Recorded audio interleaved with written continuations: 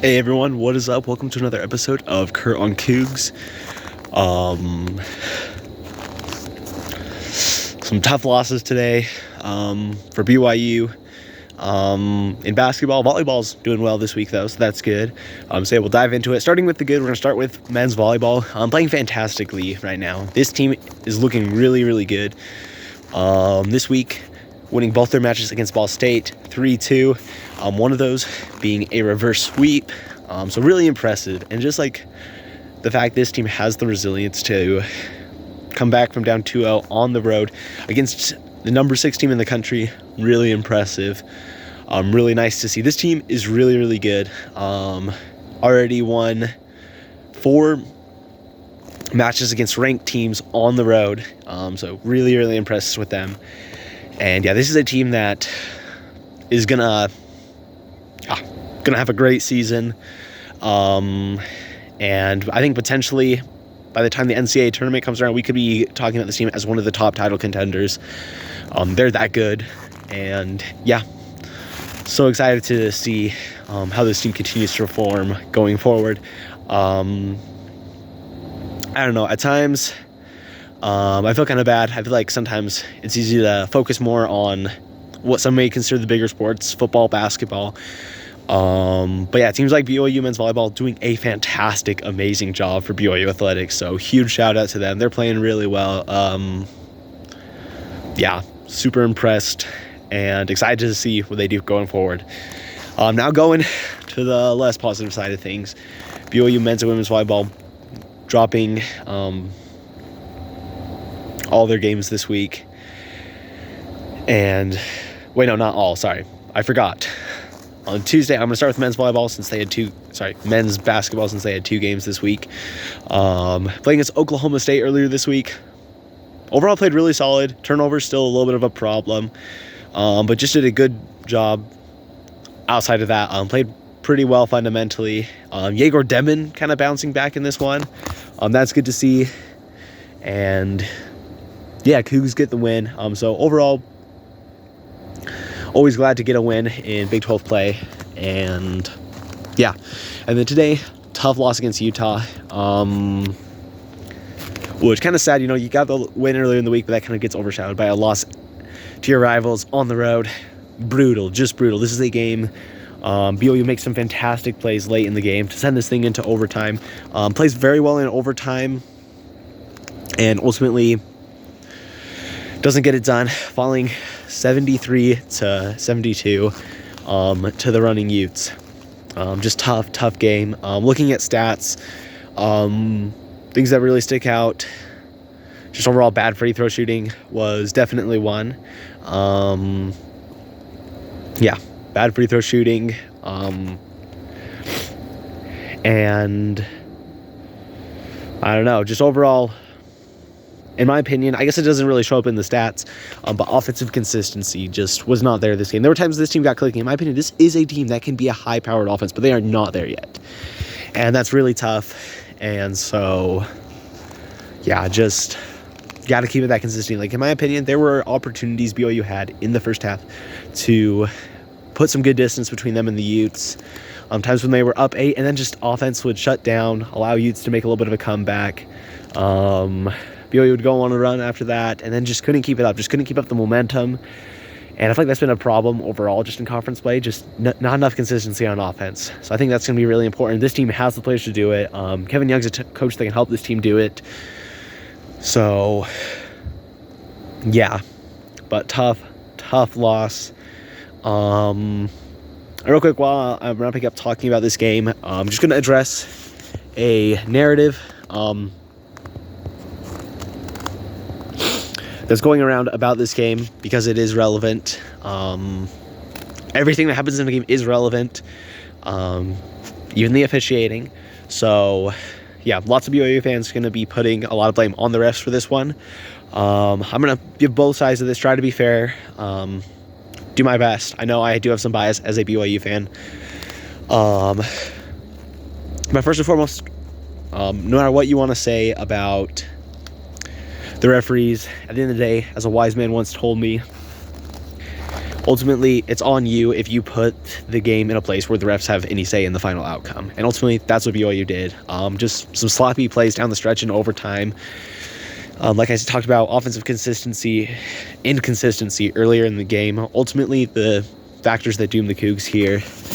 And could it be true that if the officiating is a little better, BYU wins, especially that Hunter Erickson call? That's one that I personally did not agree with, where Hunter Erickson drives in, jumps in the air, Dawson Baker goes straight up, and right as Hunter's releasing the ball, bumps into Baker. In my opinion, just not a good call whatsoever. Got to let him play a little physical, and I feel like the refs were calling it pretty physical. And that one right there, I don't really think you put that on either player. Hunter Erickson isn't driving into him. Dawson Baker just going up, not initiating contact whatsoever, and very minimal contact anyways. Now look, if those calls go BYU's way, BYU probably wins. But still, ultimately this one's on the Cougs. Yeah, you just gotta play better. BYU had their chances at the end. Trevin Nell with a trip to the free throw line, down one late, and ultimately misses the front end of a 1-and-1. So really, really tough. Loss, of course, easy to put a lot of this on the refs, but at the end of the day, Cougars just didn't make plays down the stretch. Tough loss.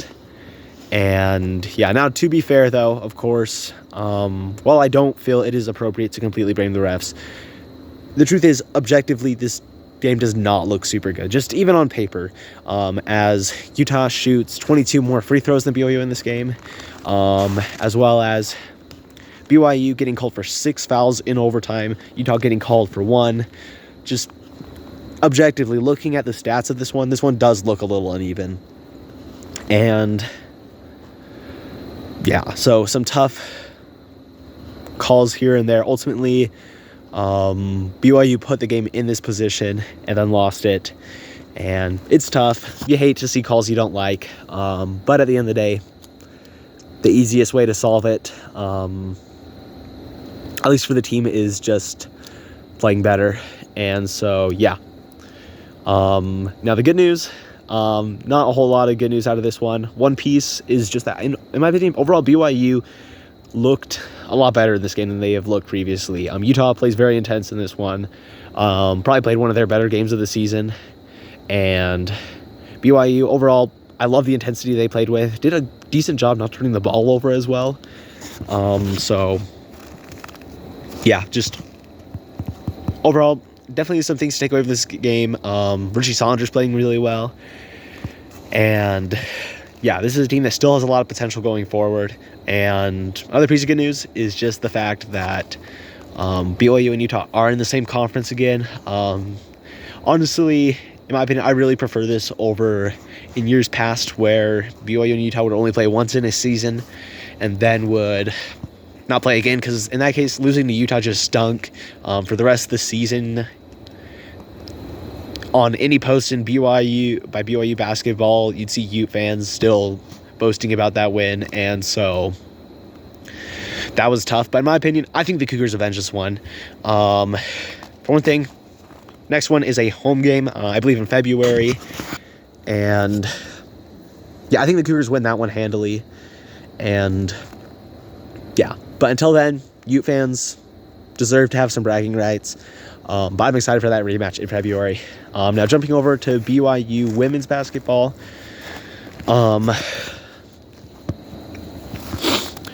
Tough week for them as well. Only playing one game, losing at Texas Tech. Once again, good news for BYU women's basketball so far. At least if I've been keeping track right, of their 5 losses so far in conference play, 3 have been games where BYU is in the final minute even. So yeah, so it's tough, but ultimately this is a team that is in game, so that's good to see. By the end of the day, you got to win. You just got to get some wins, and this one was tough. Delaney Gibb having a great game, scoring 22. Ultimately, the big factor in this one, in my opinion, is just 3-point shooting. BYU outshot Texas Tech by about 4% from the field. But from 3, Texas Tech definitely with the advantage, shooting 18% better. I believe they hit 9 threes. BYU hits 5. So got to be shooting better out there. And yeah, in my opinion, though, definitely a chance to bounce back next week for the Cougs, as they play at Iowa State and then they host Utah. Iowa State, a team I think, I'd say this is pretty much a 50-50 game. I think this BYU team currently a lot better than their record in Big 12 play. And so, yeah, I think they got a good shot there. And then against Utah, once again, this Utah team, number 23 in the country, this is definitely a game where BYU deserves to be the underdogs by a good bit too. But I believe this BYU team has the talent. They can hang with this Utah team. And if you can hang with this team, make a few good plays down the stretch, I think the Cougars can get the win in this one. And so, yeah, overall, though, tough weekend for BYU basketball. Excited to see how they bounce back next week, because I think they will. I forgot to mention for the men's team, they have games against Cincinnati and Colorado. It'd be really good if the Cougars come out with 2 wins in that. If they can go in, get 2 wins there, then I feel like that will do a lot to alleviate some concerns. But yeah, even though tonight's tough, always love being a BYU Cougar fan. Let's go Cougs.